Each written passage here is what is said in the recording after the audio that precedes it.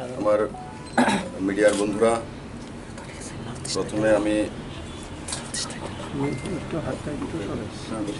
Good ফ্রাইডের জন্য সমস্ত ত্রিপুরাবাসীকে শুভেচ্ছা জানাই। আমি আজকের দিনে উপরওয়ালার কাছে প্রার্থনা করব যাতে ত্রিপুরা মানুষের ভবিষ্যৎ এবং বর্তমান সুন্দর হয়, আর আমরা জাতি জনজাতি মিলে সুন্দর ত্রিপুরা করতে পারি, সেটাই আমি আজকের দিনে প্রার্থনা করব। আর তার সঙ্গে সঙ্গে আমাদের খোয়াই জেলাতে আসারামবাড়ি এবং তার আশপাশে বড় মাত্রায় ন্যাশনাল ক্যালামিটি হয়েছে, বাড়িঘর ক্ষয়ক্ষতি হয়েছে, দোকানপাট, সরকারি স্কুল। আমি সেখানে যেতে পারিনি ইলেকশনে দৌড়ার কারণে, কিন্তু আসারামবাড়ির স্থানীয় বিধায়ক এবং মন্ত্রী মেবার কুমার জমাতি আছেন। উনি তার সঙ্গে ওই অঞ্চলের সমস্ত মানুষের সঙ্গে সম্পর্ক রয়েছে। চিফ সেক্রেটারি কালকে সেখানে পরিদর্শন করে এসছেন, তার একটা অ্যাসেসমেন্ট করা হয়েছে। আপাতকালীন তৎক্ষণাৎ ৩,০০০ টাকা করে এবং পরক্ষণে ২,০০০ টাকা করে ৫,০০০ টাকা করে দেওয়ার ব্যবস্থা হয়েছে। প্রায় ২০০-র কাছাকাছি বাড়িঘর এবং দোকানপাটের ক্ষয়ক্ষতি হয়েছে। রাজ্য সরকার 2 দিনের মধ্যে সমস্ত অ্যাসেসমেন্ট করে যারা ফুললি ড্যামেজ হয়েছে 95,000 এবং যারা পার্টলি হয়েছে তারা অ্যাসেসমেন্ট করে 2 দিনের মধ্যে সমস্ত টাকা তাদের অ্যাকাউন্টে পৌঁছে দেওয়া হবে, যাতে কম সময়ের মধ্যে তাদের বাড়িঘরগুলো তৈরি হতে পারে। আর যা যা সাহায্য লাগবে অতিরিক্ত সেগুলো রাজ্য সরকার করবে। প্রত্যেকের বাড়িঘর যাই হয়েছে ক্ষয়ক্ষতি, সমস্ত ক্ষয়ক্ষতির ওরা রাজ্য সরকারের কাছে পৌঁছে গেছে। রাজ্য সরকার, আমি আবার আপনাদের মাধ্যমে বলছি, উইদিন 2 days সমস্ত ব্যবস্থা করবে। আর ম্যাক্সিমাম ঘর যেটা আমার কাছে অ্যাসেসমেন্ট এসে প্রায় 70%ই যে টিনের চাল উড়ে গেছে এই ধরনের, তো ওটা ফুললি ড্যামেজের ব্যবস্থা করে তাদেরকে 95,000 টাকা করে দেওয়ার ব্যবস্থা করা হবে। সেই দিশাতে রাজ্য সরকার তৎক্ষণাৎ পদক্ষেপ নিয়েছে। আর আপনাদের মাধ্যমে সেই পরিবারগুলির প্রতি আমি সমবেদনা জানাই যে সেটা তো প্রাকৃতিক দুর্যোগ, সেটা ব্যক্তিগতভাবে আমি কোনো কিছু করতে পারবো না, কিন্তু তবু এই দিনগুলিতে রাজ্য সরকার আপনাদের সঙ্গে থাকবে। আপনাদের দুঃখ দর্দে রাজ্য সরকার সমস্ত ব্যবস্থা করবে।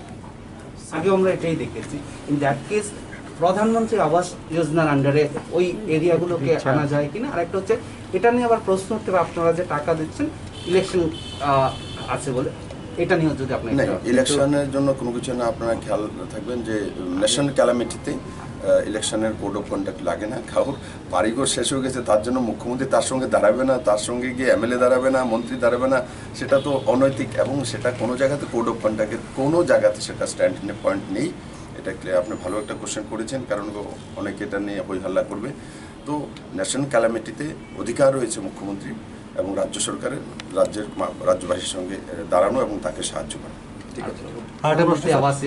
প্রধানমন্ত্রী আবাস যোজনার মাধ্যমে এমনিতেও টিনের ছাদ যেটা রয়েছে, আগে প্রধানমন্ত্রী আবাস যোজনার মাধ্যমে সেই ঘর পেত না, যেটা রুলস ছিল।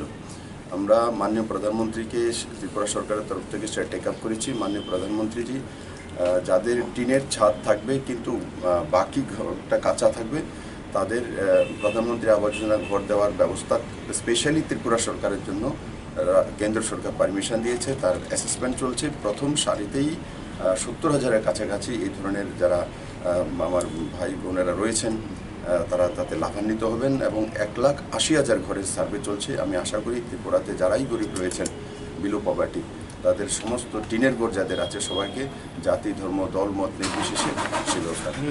আমাদের পার্শ্ববর্তী রাজ্য আসাম, কালকে পশ্চিমবঙ্গ ভোট গ্রহণ গেছে তৃতীয় পর্বে, কি বুঝছেন, মানে কি ফলাফল কী হবে?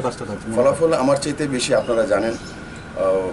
পশ্চিমবাংলাতে দেখুন, যেটা আমার একটা অ্যাসেসমেন্ট থাকে আমাদের, তো কমসে কম 175 থেকে শুরুয়াত করবে, তার উপরে যাবে বিজেপি।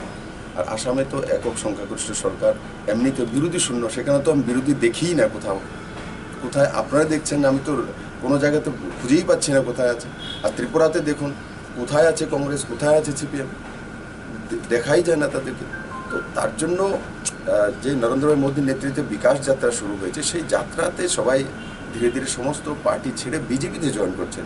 বিজেপির দরজা খোলা আছে। আমি এখনও বলি আপনাদের মাধ্যমে, যারা এখনো বাইরে আছেন এই কমিউনিস্ট বিভিন্ন পার্টিতে, চলুন আসুন একসঙ্গে কাজ করুন, ও সমাজের জন্য কাজ করুন। আপনারা যে রাস্তা চলছেন সেই রাস্তা কোনো সেবা করতে পারবেন না, সেটা প্রমাণিত হয়ে গেছে। 15 বছর লাগাতার এডিসি সরকার এবং 25 বছর লাগাতার স্টেট গভর্নমেন্ট। ভারতীয় জনতা পার্টি কি সমর্থন করে কি না বিরোধিতা? দেখুন, আমাকে গ্রেটার ত্রিপুরা আমাকে পুরো ত্রিপুরা ল্যান্ড দিয়ে দিয়েছে মানুষ শাসন করার জন্য। তো কোথায় গ্রেটার কোথায় স্মল আর কি, ত্রিপুরার যে আয়তন সেটা 10,444 বর্গ কিলোমিটার, সবটাই দিয়েছে শাসন করার জন্য 5 বছরের জন্য। আমি আগে তার ব্যবস্থা করে নিই, মানুষের সঙ্গে যা যা কমিটমেন্ট করি সেগুলো করে নিই, তারপরে সেই বিষয়ে চিন্তা করার মতো সময় থাকলে করব। কারণ কি, যেটা আমাকে দায়িত্ব দিয়েছে সেটা করবো। তাদেরকে দায়িত্ব দেওয়া হয়নি, ওরা নিয়ে ব্যস্ত হয়ে গেছে। আর ভাই, দায়িত্ব তো আমাদেরকে দিয়েছে, কাজ করতে দিন। যাকে দায়িত্ব দেন এসে তো বলতে পারবেন যে আমি আমেরিকা শাসন করবো, তো আমি কী করবো?